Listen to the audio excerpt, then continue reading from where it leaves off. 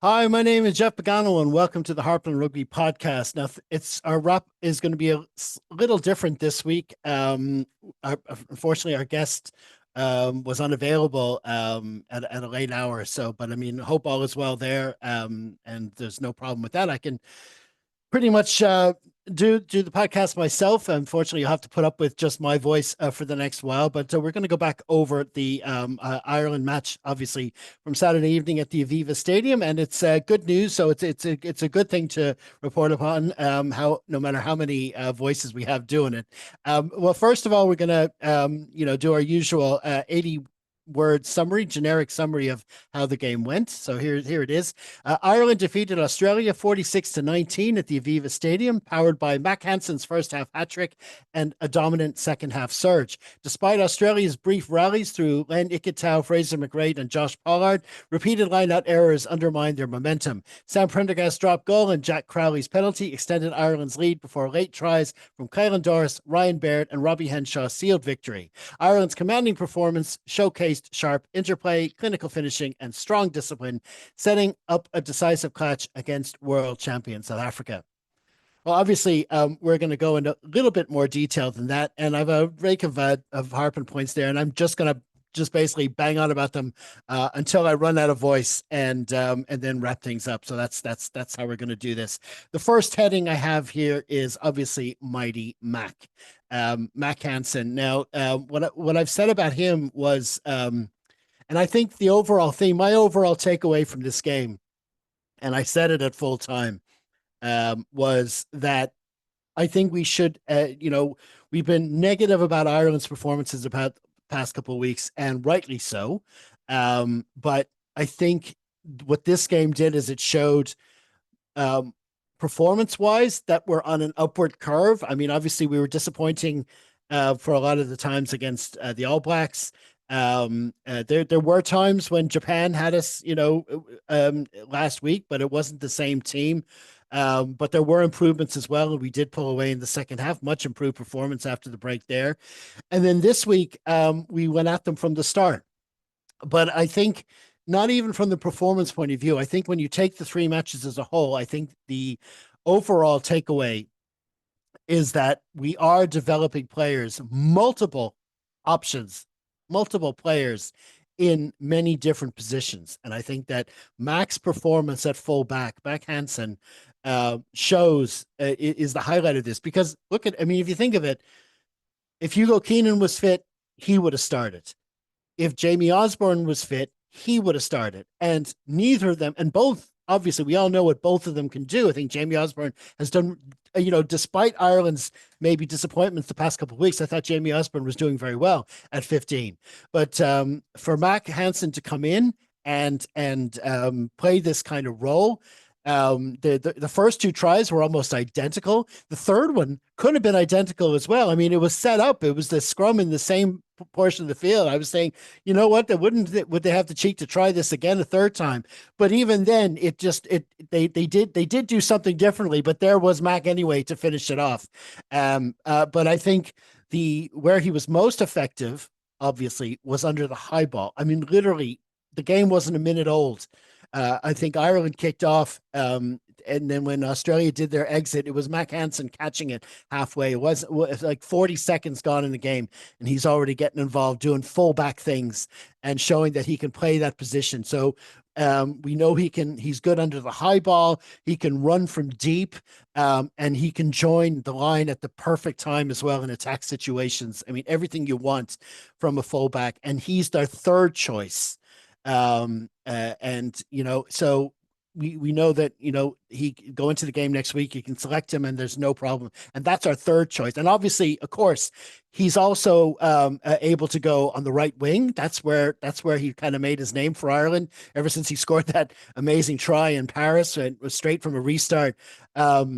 We've seen what he can do on the wing. But of course, since then, when he got injured, we had Calvin Nash step up and do a great job there. And then he got injured, and now we've got Tommy O'Brien. And Tommy O'Brien, like, was player of the match last week. So that's three options at 14, three great options at 15, three great options at 14. That's what we're doing. And then you look in the center, you see Stu McCluskey able to come in. You had Jacob Stockdale on the wing, on the left wing last week. This is even before we get to the whole Sam versus Jack thing. This has gotten, of course, the media have kind of blown that out of proportion.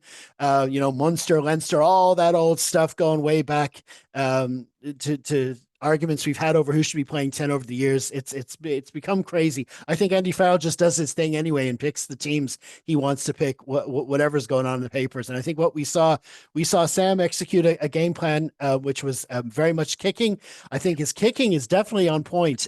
His ability to do different styles of kicks, torpedoes, high kicks, kick passes, the right kick for the right moment. I think his decision making for the most of the game was on point. There was one stage towards the end, I think, that he made a bad decision. He tried to do a little chip out of the 22 when Australia were pressing. I think that kind of led to their second try just before the break. That kind of kept the Wallabies a lot closer than they needed to be.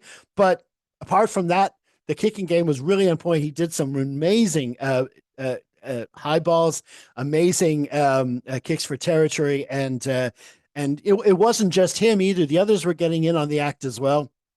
Gibson Park had an amazing 50-22, which was at a key stage of the game. So I think overall the kicking game was on point. But sticking with our options, we've got Craig Casey. Okay, he's back from injury. Maybe he needs to find a little bit of form, get back. But he is a quality alternative for Gibson Park. And then you go into the pack. We got number one, Paddy McCarthy, played a solid, was it 60 minutes? I think he played. He played a really long shift starting out. I thought they might do that thing with Andrew Porter where they've someone come on and play 30 minutes, allowing Porter to play a full 60-minute shift, but also be there for the last few minutes. But no, they kept Paddy on, and he did really well about the park. The scrum was pretty solid. The hookers, we got, Dan Sheehan, who's a real leader out there. He's shown he can be captain, but Ronan Keller can come and back him up. But we got Gus McCarthy coming up as well. Going through all these positions. Tyke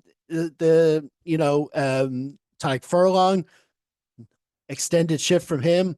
I think he had to come back on as well towards the end. It got a bit scrappy. There's subs coming back on for HIAs and that, Clarkson, all these different options, Findlay Beelum, tight head in the second row.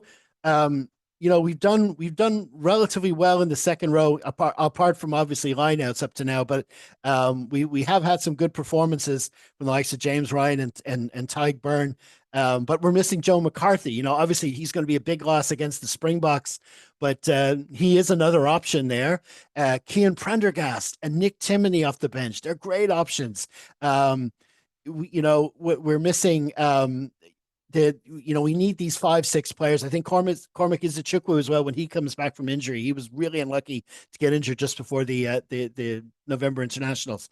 So we've got that option there. And then you saw, when we don't have Josh van der Fleer, we put Kylan Doris into 7. Amazing option. He got over the ball for some turnovers. That allows Jack Conan come into 8. You look at Jack Conan, you say, how the hell do you ever leave him out of any team? And he sometimes struggles to get into the Leinster starting 15. It's insane.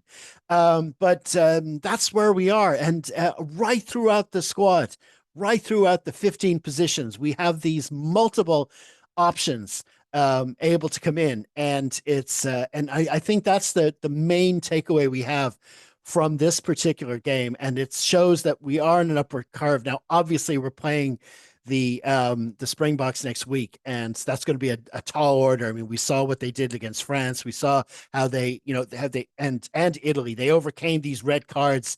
And it's almost as if they gave up the red card just to make it a bit of a challenge for them. And they've always got these late scores in them. So it's going to be a big challenge next week.